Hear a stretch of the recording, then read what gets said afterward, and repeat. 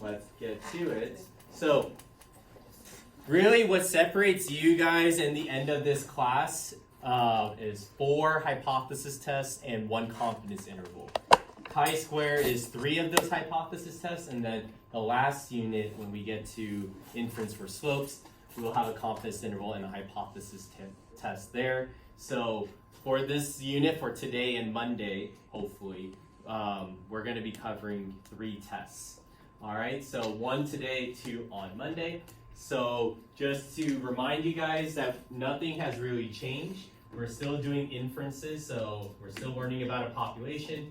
We take a representative sample. Hopefully what we learn from this sample is a good estimate of this guy. So whatever I learn from here, hopefully I can trace it back to the population, and that's what we call inference. So we're still doing the same thing, but just from obviously a different angle, all right? So the first thing we're going to cover is chi-square. There's chi-square, that's a Greek letter. It looks like an X, but it's not an X, so please don't confuse them. Is unit 8 and 9 going to be like the final, or is it going to be like the other? I already answered this. It will not be your final, but it will be part of your final because it's AP Stats. But this will not be the entire final that you guys will see. Your final will be cumulative.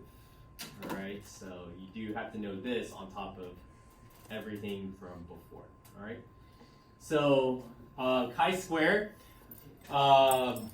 Some details about it. I would not write this down. You're not responsible for knowing, obviously, the details about it. But the chi-square distribution, it's defined as the sum of independent squared standard normal random variables.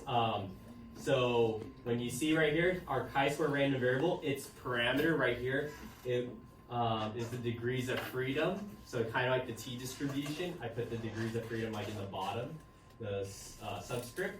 And it's the sum of independent standard normal random variables. So if you notice right here, this is our standard normal, or the formula we use to standardize, and it's squared. So this is essentially just taking the sum of a bunch of z-scores that are squared.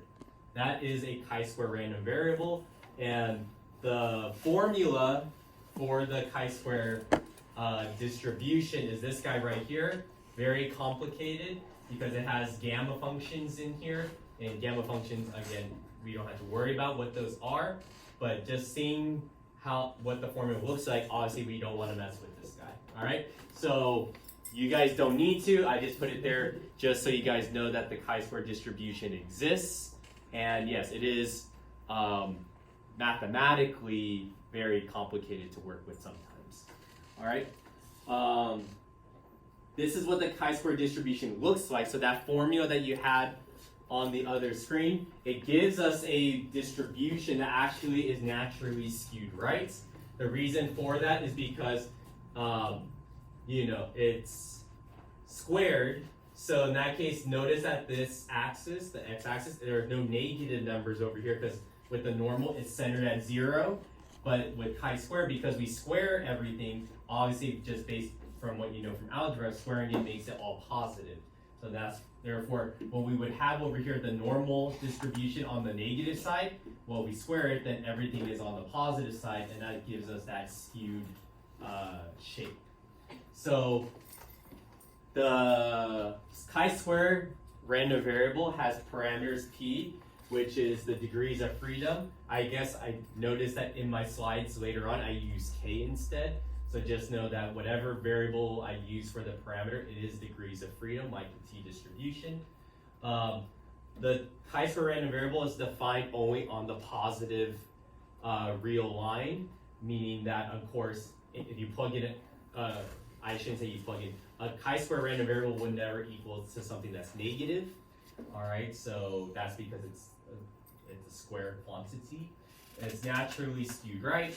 As the degrees of freedom p goes to infinity, the skew becomes less pronounced because obviously with less degrees of freedom, it does have that sharp peak and then it's skewed, but then it starts to even out a little bit more as p increases. And then the expected value, the mean of a chi-square random variable, is the degrees of freedom, whatever that parameter p is. All right. So you could just look at this this picture. You see in blue, the degrees of freedom is 1. So if you look at where 1 is about right here. You can see that that's where the center of the chi-square distribution in blue is. In red, degrees of freedom is 5. 5 is about right here. That's about where the center is. Notice that it's not at the peak because it's skewed right, so it's a little off center. And then in green, degrees of freedom 10, which is right there, which again is a little bit off center because it's skewed. So the degrees of freedom is the expected value of the chi-square random variable. All right.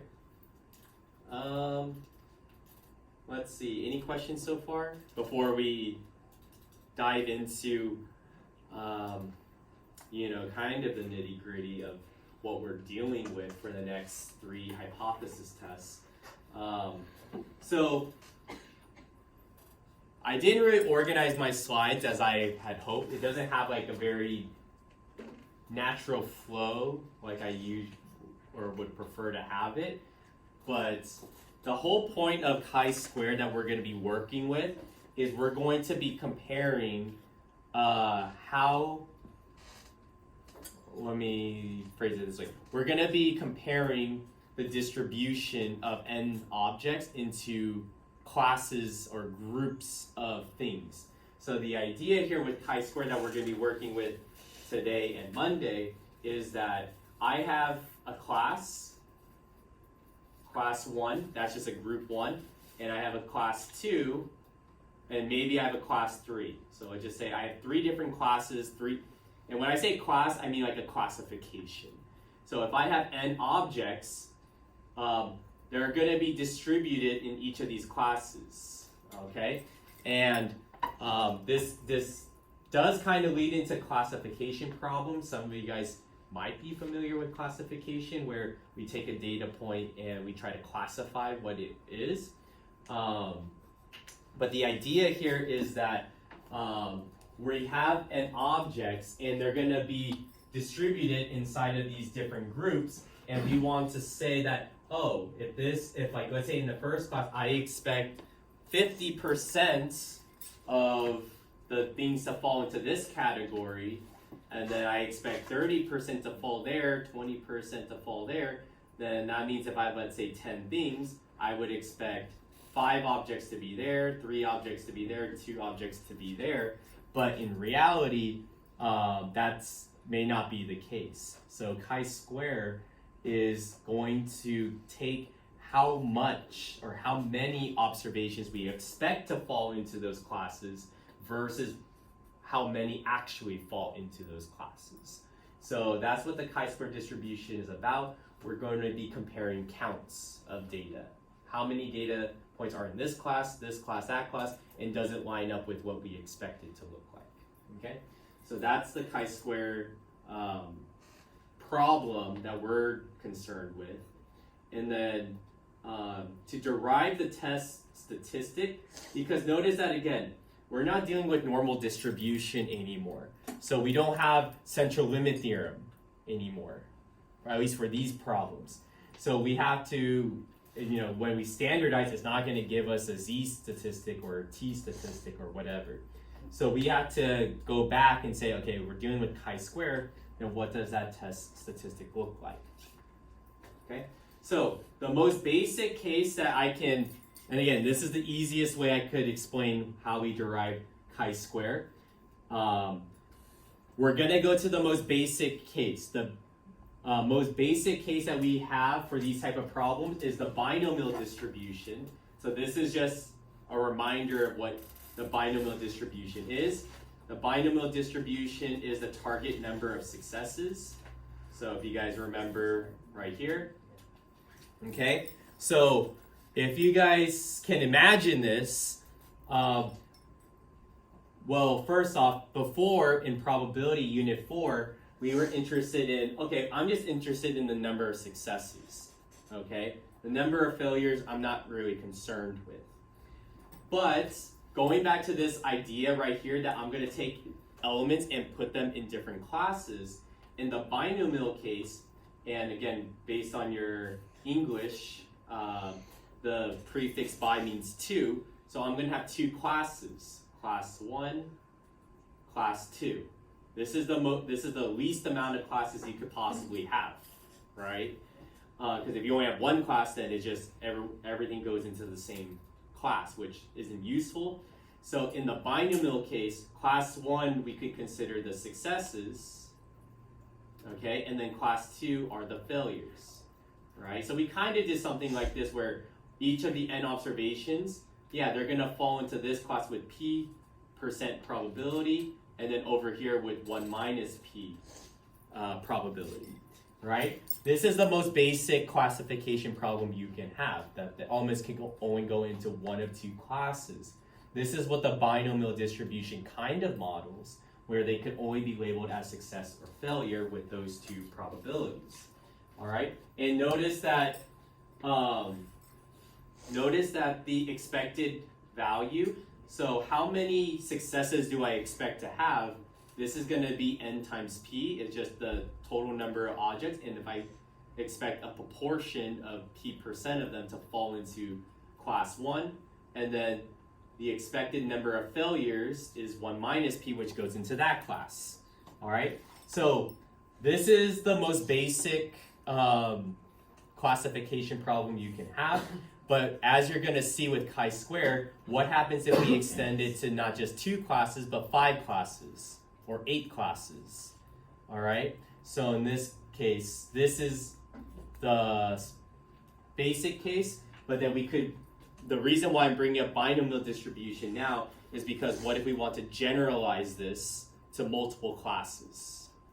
Okay, so here's the math of how we derive the test statistic in the two class case, and then we're going to use this as a kind of a springboard to generalize it to multiple classes. So before that, you guys also need to remember another thing from the past, the normal approximation to the binomial distribution. So just to remind you guys, if you have a sample that is Bernoulli, which means success or failures, only 2 classes, then the sum of those Bernoulli random variables is binomial. That's represented by x or capital X.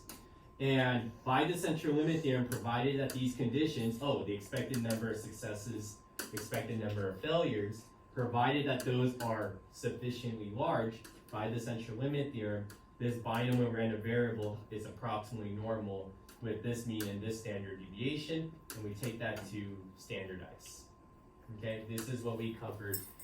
This was actually the very last lesson of the probability unit, if you guys remember, when we connected the normal with the binomial. Okay, and then of course that result is just a result of the central limit theorem that we learned the unit after.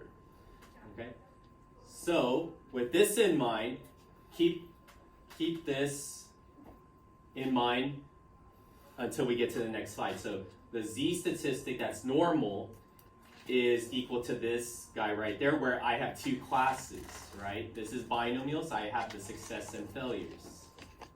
Success and failures, okay?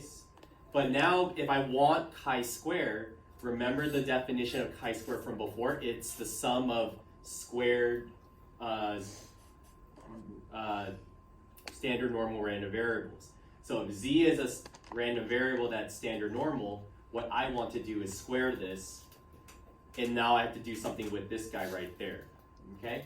That's how we're going to derive our test statistic, which is right there, okay? So in the 2 class case, I have 2 elements right here, 2 summons right here, which is O1 minus E1 squared divided by E1 plus O2 minus E2 squared divided by E2, all right? And again, if I'm going to add those up, it just becomes the sum, going from 1 to 2 of this quantity right there, where I just replace the subscripts with the index I. But that right there off to the right is my chi-square test statistic. How do you derive that? Again, this is just following a lot of algebra. You don't have to write this down, but just follow the logic. This is that quantity on the previous slide squared. Okay, so just simplifying this, the numerator squared, the square root in the denominator goes away.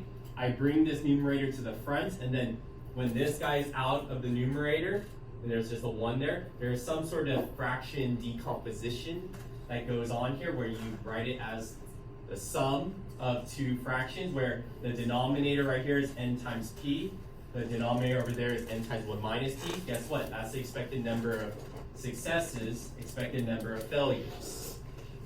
Okay? Bring this guy back up here. Notice right here, this first sum, x minus np. Well, if x is that binomial random variable, that's the number of successes minus n times p, which is the expected number of successes. Squared, divide by n times p, which is the expected number of successes. So this right here, this quantity, is the same as this guy. How many successes am I observing? How many observations fall into this class of successes minus the expected value, which is n times p, that's the